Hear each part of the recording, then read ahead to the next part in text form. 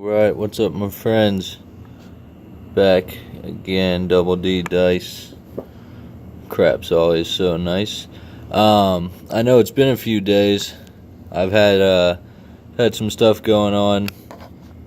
Been getting a lot of golf in and all that. Along with just catching up my life after working 60 hours a week. Give me 1 second. Alright.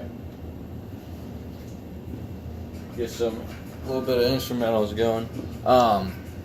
But yeah, so I'm gonna get back to the Sidewinder for you. I haven't made a video of it in a minute. What's new with? Oh, shout out to any of the new subscribers, by the way. I've also been long throw 549. I've actually. That's not instrumentals. Give me 1 sec.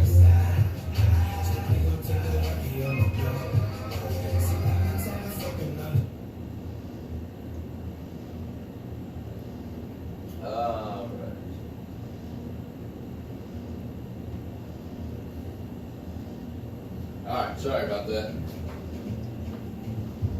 But yeah, so just got off work. Gonna be my first couple throws of the night, as always. I like showing you guys the first few throws because one, you get to see what it's like hard 8 as I warm up and see if I got the juice right off the bat, right? See if I'm really about what I'm showing you guys. And it's not always the case, but anyways, so my casino switched to these dark blue dice. You can actually feel them. They're heavier. I haven't weighed them yet against these or like even the traditional just royal blues, but I can feel they're heavier. And so what do I do when they switch something? I could go out and get them. And I actually love the feeling of these heavier dice. Oh, I say that and throw one off the table. But the reason I like them, other than that last throw, is because I feel like the more weight, the more feel I have with them. You know what I mean? I can feel them in my hands better. I can feel what they're doing better. 549, there's our point. Damn near a Cadillac point. But yeah, I actually... Not only that, but if you throw them the right way, with this, they're so much more dense, they don't get that huge bounce as much as the lighter ones. So I actually feel like these are to my advantage. Let me turn this music up. But yeah, I've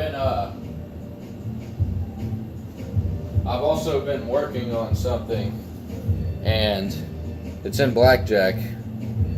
You guys know how I don't like conventional thinking. Well, I think I came up with, we got a hard 10, it's a new point. I may have came up with a revolutionary strategy in blackjack, another one that's never been heard of. Actually, I found it, I did some deep searching and found something that gave me the basis for it. And I went and modified it just a little bit, but don't expect a video on it anytime soon. Yo, 11. And honestly, if it's as good as I think it is, I may have an advantage, a pretty good one at that. And it has nothing to do with counting cards, has nothing to do with optimal strategy, basic strategy. That's all the conventional shit, man. And it's already calculated. We got a 12. It's already calculated what the edge is. If you count cards and play by the optimal card counting strategy, you have like a 0.6 advantage. Like a 0.6 advantage over the house. 0.6%.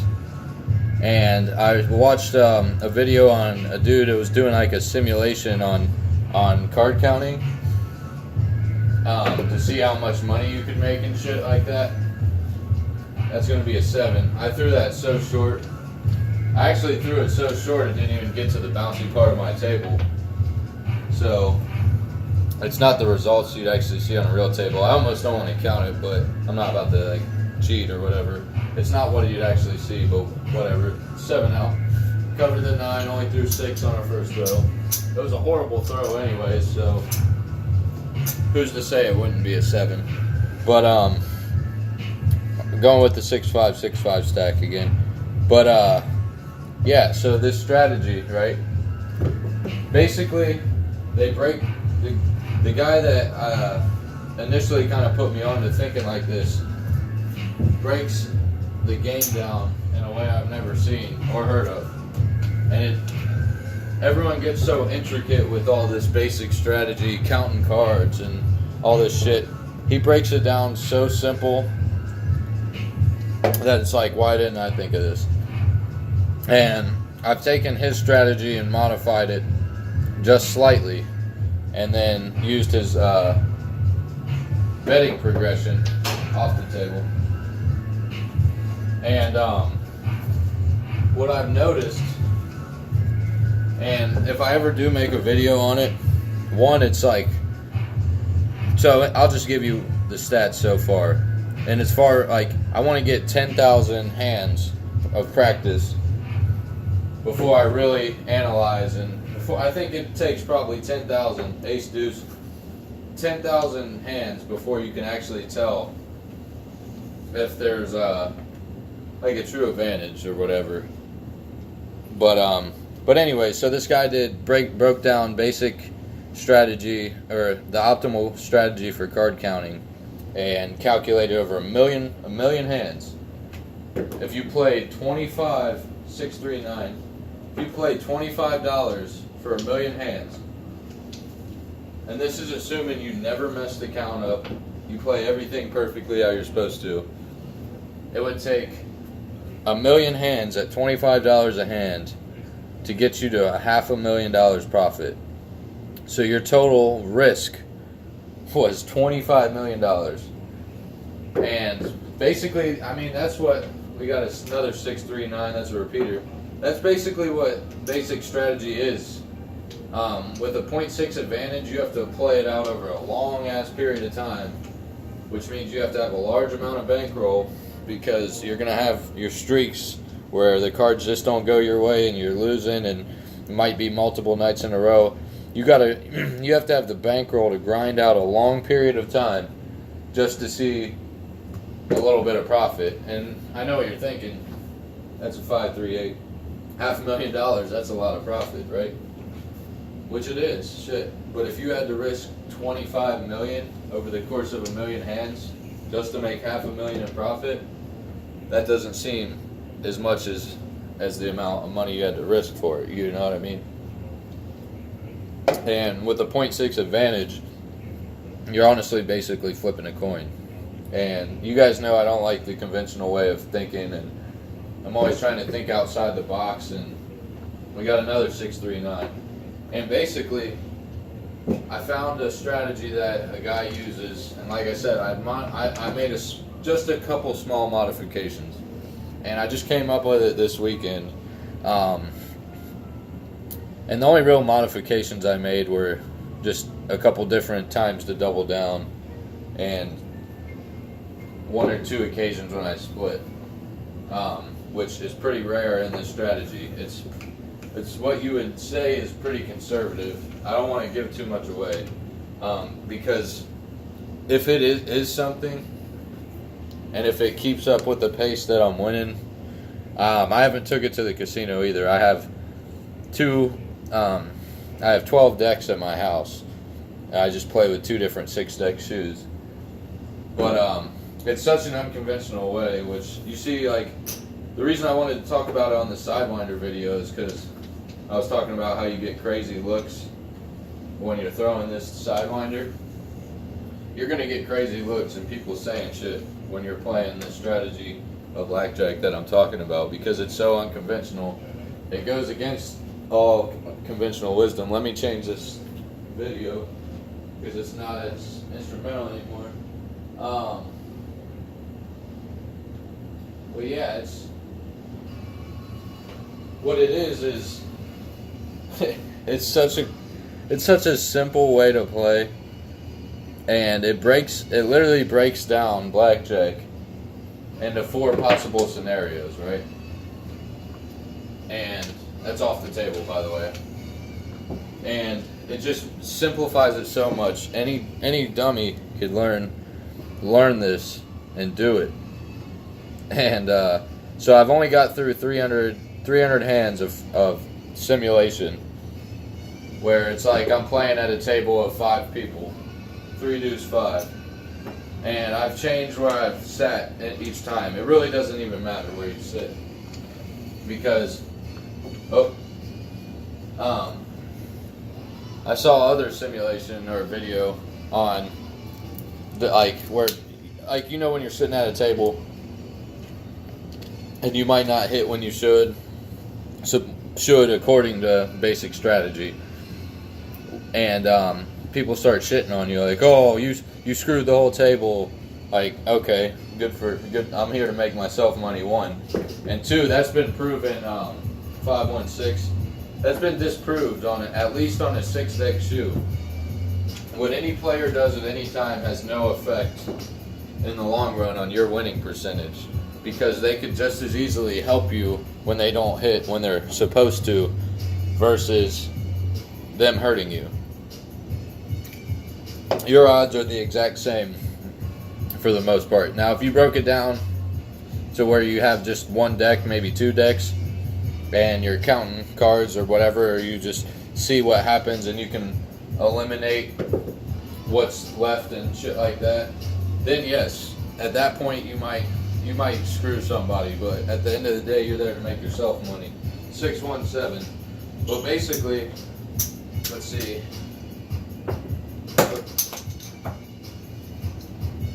We got 5, we got 10. Alright, so in the first 2 throws, what was the first throw? 6 throws, 5 throws? First 2 throws were only averaging 7.5 or 8 rolls. But 1, it's a warm-up. 2, I just unpackaged these dice right as I got home, so not used to them or anything other than I did throw them at the casino last weekend when I threw the Sidewinder. I really liked them, but I didn't have any that felt like that, so that's why I went out and bought some. And by went out, I just bought them on eBay or Amazon. No, eBay, I think. We got a hard 10. But yeah, so I've only simulated 3 hands for myself. When I play it out at a table of 5 people, which I could do 4, I could do 6 people. I could just play it out by myself, but I want to simulate it like a casino a little bit. And I've only played 300 hands with it. I have a win percentage of 56.5 right now. And if anyone knows blackjack, 538, that win percentage is insane. It's now, I don't know if it'll stay that. That's why if I ever make a video, it probably won't be for a couple months, because I want to get 10,000 practice hands and then calculate the percentage from there and see if it stays around that percent. But I've really been fluctuating between 55 and 58%. I really haven't got any higher than 58. I really haven't got any lower than 55. But if you can get your win percentage at that in blackjack, you could kill a casino, on top of a betting progression that plays to the strategy. And with the betting progression on the strategy, it's really taking advantage of streaks, and it's literally got a 516. That kiss scared me a little bit, but it didn't have. When it kissed, they didn't roll back; they just spun. But yeah, so basically, what I'm telling you about this right now is, 1, because you can find the strategy that basically gave me the idea for it. It's on YouTube. So I mean, you can find it. But then I went ahead hard 6. I went ahead and that's a repeater, I believe, right? So, but yeah, I went ahead and modified it just a little bit because it'll help take advantage of your bets and make you a little more money with the times I decide to double down, because the way this guy goes is pretty fucking conservative, and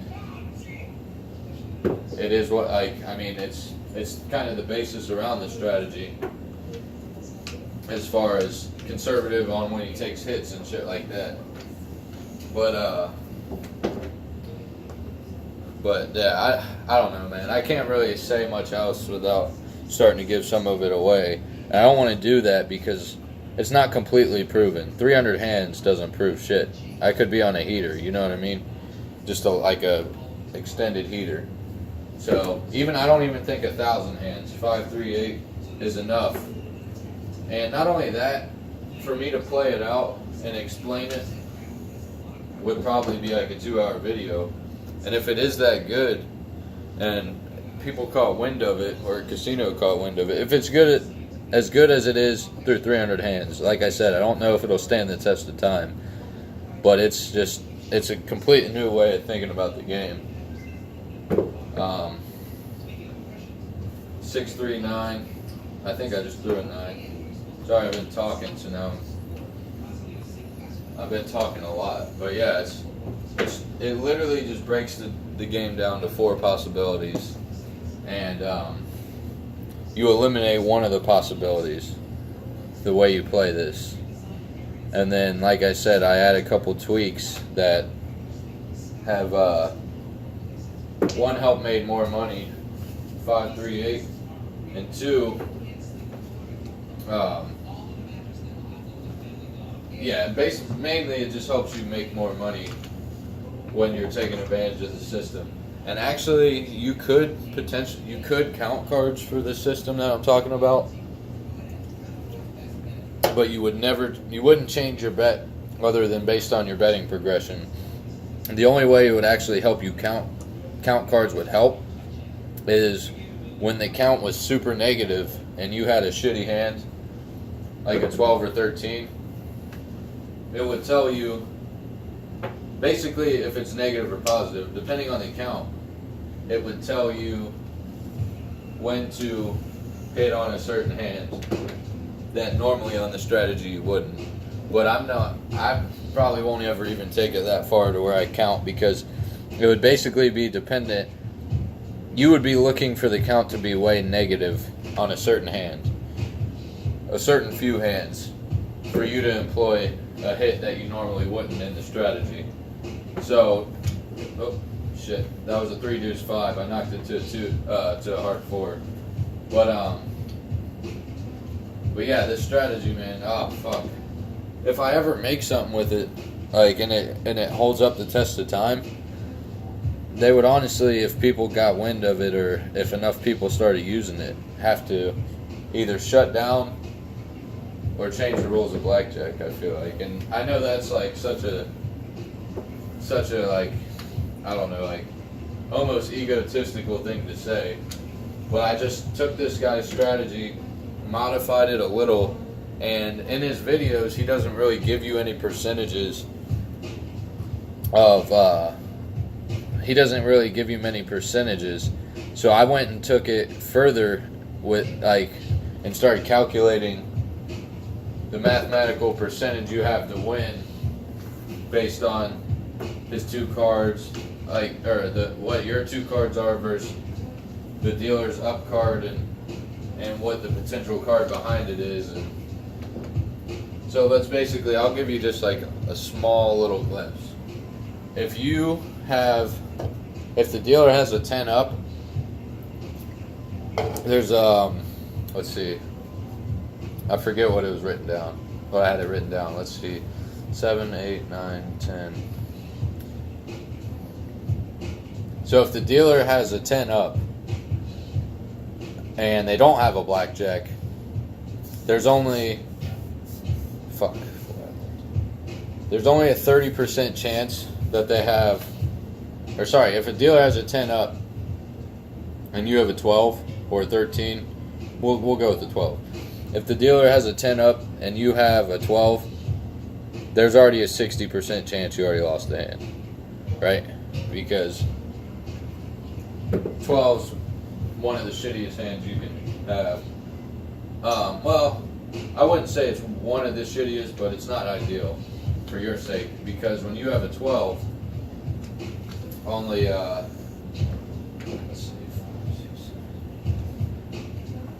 only 5 out of the 13 total different cards there are actually help you.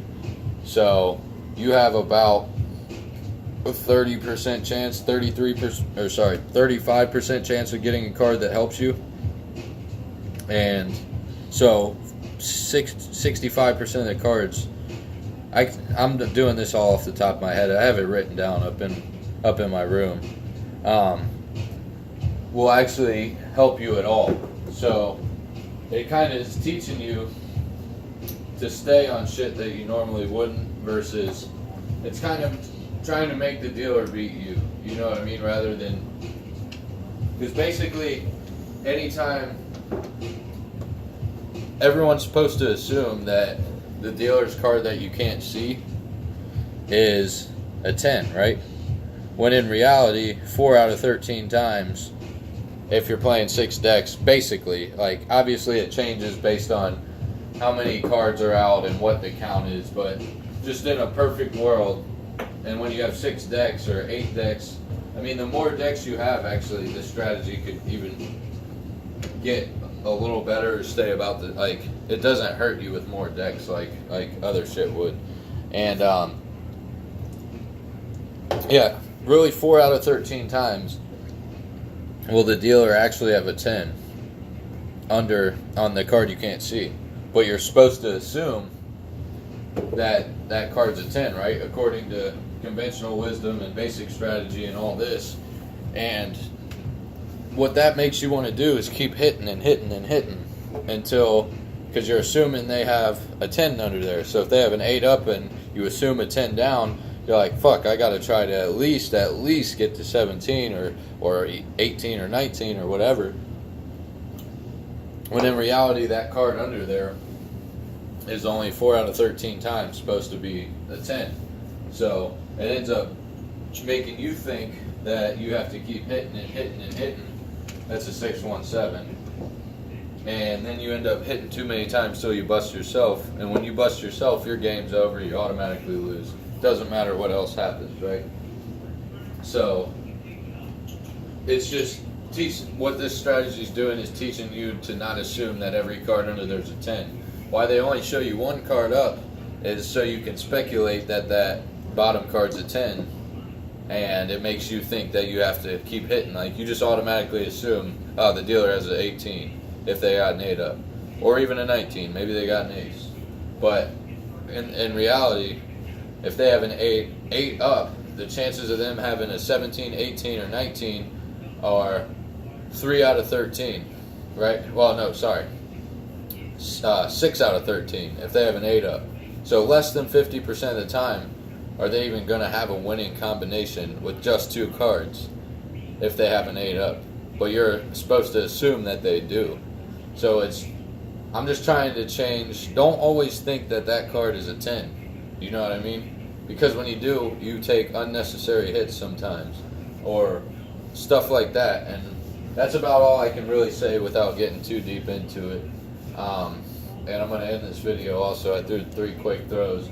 The first 2 warm-up throws, and then this still warming up a little bit. We got 4.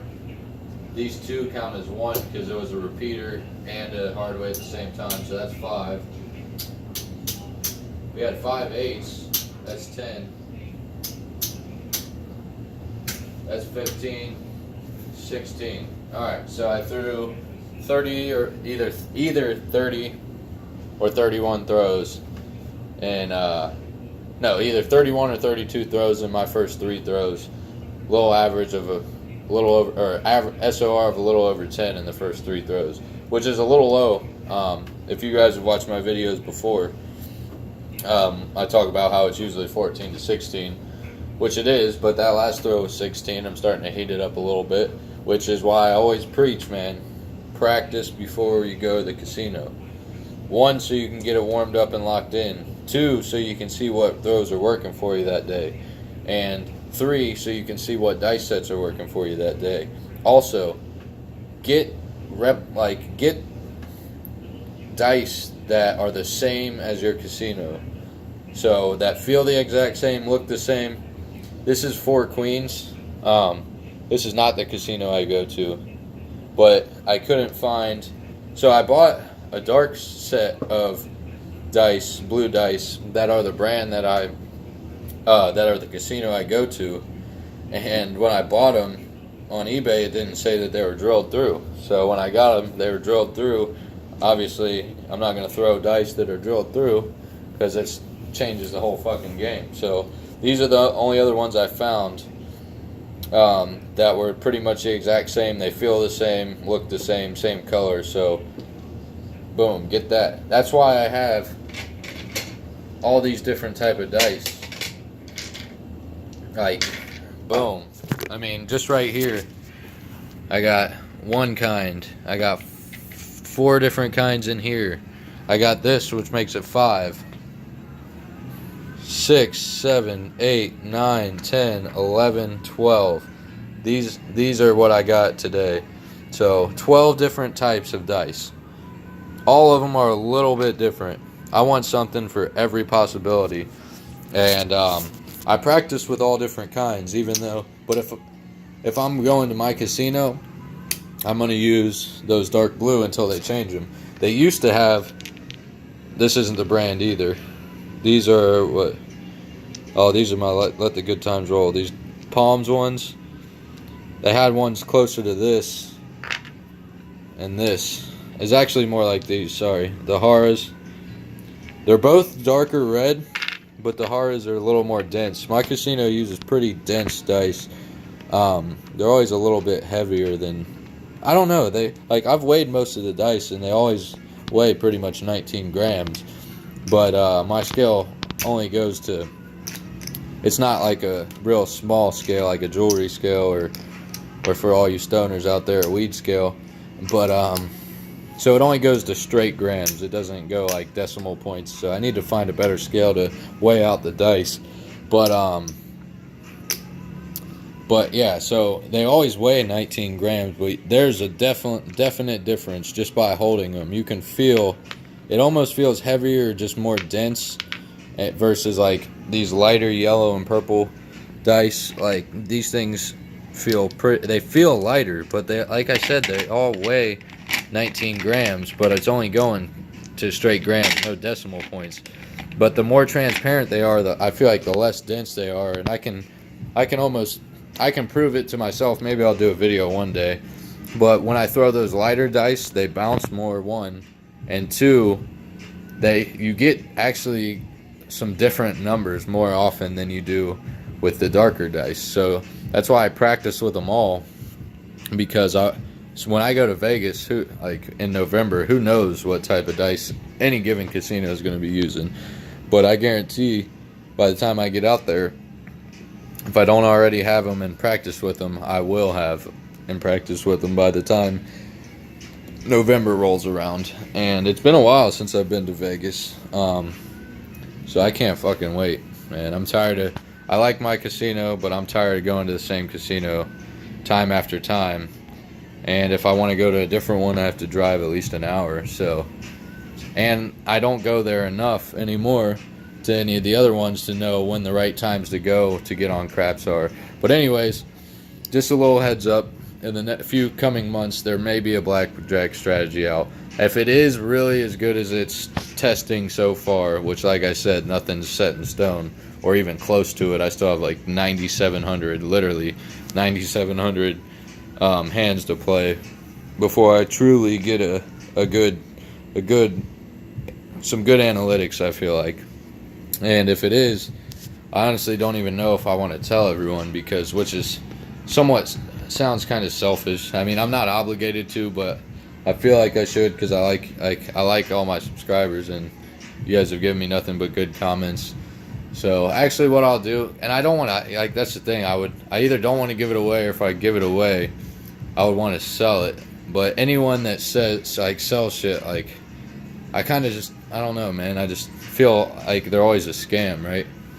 And I don't want to be that guy. Like, obviously if I'm like selling it and doing a 2-hour video, I wouldn't even put it out unless I had like pretty much undeniable evidence that I had an advantage. But if it was truly that good, or is truly as good as it's testing, which it may not be, it could fold after 1,000 hands, it could not be shit, but I'm still gonna play it out. And if I ever did sell it, I'll make you guys the promise right now. I have almost exactly 100 subscribers. Anybody that's already subscribed to me right now would get it for free. If it stands the test of time, and two, if I ever put it out or decide to sell it, all my 100 subscribers right now would get it absolutely free. But if that day ever comes, it won't even be for months. I'll keep you guys updated every once in a while on how it's testing and all that shit. But I just wanted to give you guys, I just wanted to put that out there a little bit, because I'm always talking about don't accept what people always tell you is true. And you think the casino is going to sell you a basic strategy card in their gift shop, and let you use it at a table, and it's supposed to help you beat them?